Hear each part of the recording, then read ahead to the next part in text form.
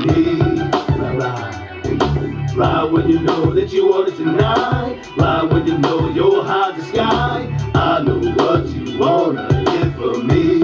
Ride, you got me going, tilted to the side, pistol blazing, see the thuggish in my eyes. All my life they calling me light, cause I'm not shy when it comes to gunfights. Okay, okay, blood on my lips from the verses that I rip, my call sweaty from the rhyme that I lit. Infamous from the phrases that I surgically stitch. Glove scenes grinding when they say now they start to spit. Okay, so many verses built in my chest, bulletproof vest, don't even fit in the vomit. Hottest beat, really script, coolest of the TSA, damage of the MEX, how I'm just heaven sent. And if you ain't heard, name is nice. Ride when you know that you want it tonight. Welcome to another edition of the Will Be Blood Fight Show. I'm your host, Dave Duenas. Okay, man, got some news from Eastside Boxing about cintron making his comeback. Well, the candidate, it seems like it's going to be is another guy that just recently signed with Lou DiBella Entertainment, is Lovemore Nadu, who recently had just fought under the Ricky Hatton and Lascano undercard with the Magic Man, Paulie, right? And he lost to Paulie on a 12-round decision. So now he gets his chance to redeem himself. Same with Cintron, redeem himself from having his last loss back in April against Mayorga. I mean, not Mayorga, Margarito, my bad, right?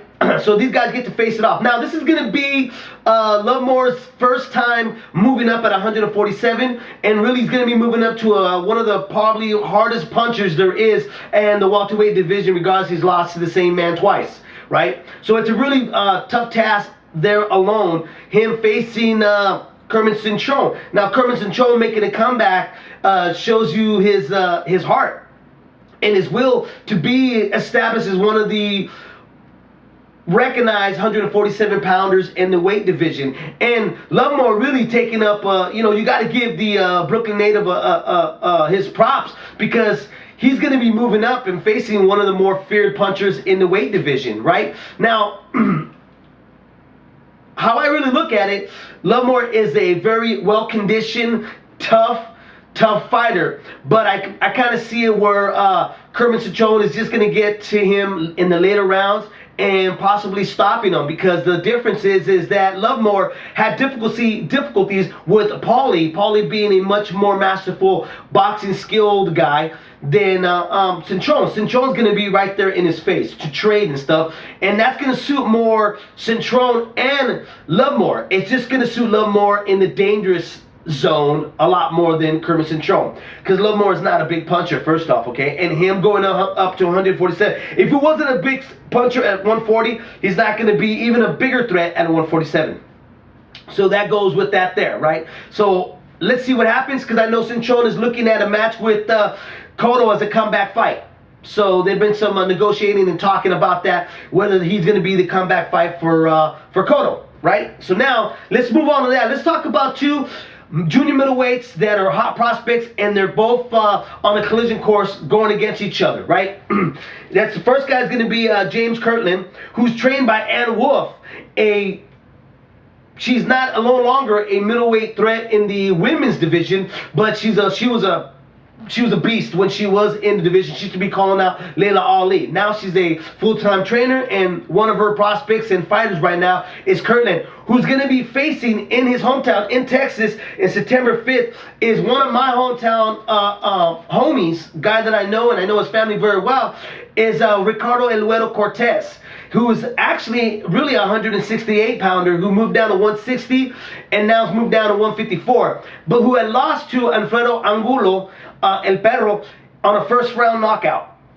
Okay, and now he's going to be facing another hot prospect, power puncher, a guy that's been really compared to a Mike Tyson type of style fighter. How I really look at it is for Cortez, he's a really likable guy. He's a tall, rangy, middleweight, really, fighter. Is kind of really being put out there for the Wolves to take a feeding on, okay? To me, this is just a stepping stone. He's being used as a name and a stepping stone for Kirkland to move up against, because if Angulo had his way with them, you know Kurt's going to have his way with them also. So you're going to look at maybe an early stoppage again, unless Cortez just uses his height and his boxing skill. Now, Cortez is the kind of guy, if you've never seen him, I'll give you a description of him. This is a very tall middleweight, like I said, but he has the tendency of brawling. You know, he doesn't use his skills to his advantage, which would be his height, his jab, or any footwork. His footwork is not there at all. So he has a tendency of staying in the pocket a little bit too long and dropping his hands and doing wide shots, where a much smaller Kirkland guy is going to be a lot easier and faster, and that's the kind of fight he wants. He wants a guy that's going to stay in front of him and mix it up with them, where he can get into the shots where he needs to be right inside and do the work that he needs to be. Okay, so when Cortez opens up here, look for Kirkland to move right in, okay, and use his body shots and uppercuts to really take out the much taller, long, rangier Mexican-American Ricardo Cortez, okay? So, hate to really go against my boy and stuff. He's a hometown hero and stuff like that, but I look at Kirkland probably knocking him out first, second, or third round. Sorry about that, brother, but I'm a boxing fan first. Anyway, so let's now go to his buddy, El Perro, Alfredo Angulo. Now, this guy here is another 154 guy. I mentioned earlier that he knocked out Cortez in the first round, but he gets a shot actually at a much tougher foe. Okay, he's going to be going against a guy by the name of Adri Turskan.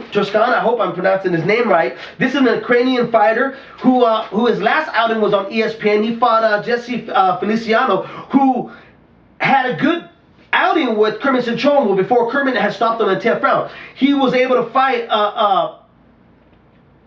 Audrey and give him a really good match, okay? So this is a really tough, hard-punching guy himself, too. So him going against Alfredo is going to be a really good fight, and it's a good test for El Perro. You know, for him to really get in there and go against a guy that's is going to be equal in power and be able to show off his skills and keep moving forward. Now, that being said, I really see him stopping him maybe a little bit in the later rounds, which would be perfect for El Perro because it gives him a chance to really sink his jaws into this guy and get some work out of it, okay? Because that's where really these guys need to be at, is the work ethics. They need to be worked in there. They don't need to be keep throwing soft touches in front of him and stuff where he keeps just knocking out guys, and then when you finally put him in with a journeyman that's got some decent skills, he gets blown out of the water. You don't want that. So El Perro will be moving on very, very smoothly. I like the way they're moving him along, and I think this is a great matchup because this guy here is a really good live underdog against El Perro. But like I said, I see Perro just being more skillful, more tactical, and really just stopping the guy in the much later rounds in this fight. It's not going to be an early stoppage. And if it is,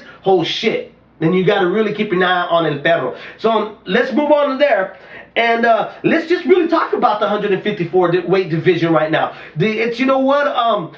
Really, if you look in the Ring Magazine, there's not a lot of there is some recognizable names, but not a whole lot. You got Oscar De La Hoya, you got Sergio Mora, you got Vernon Forrest, and then that's really about it. Travis Simmons, but he hasn't fought in some time. So, but with these two guys that I mentioned they spices up a little bit more and makes it a little bit more harder. But also you got Joel Julio, the Colombian hard hitter too. So it makes a really good name in that weight division. So with those three guys being put up in the mix, you got to be a little excited like I am and stuff, because the more and more these guys keep winning and the more and more impressiveness that they keep showing in their fights, and the more and more they keep bringing more viewers and more fans and getting recognized, the more and more you're going to have some mega fights, especially with Kirkland and Angulo.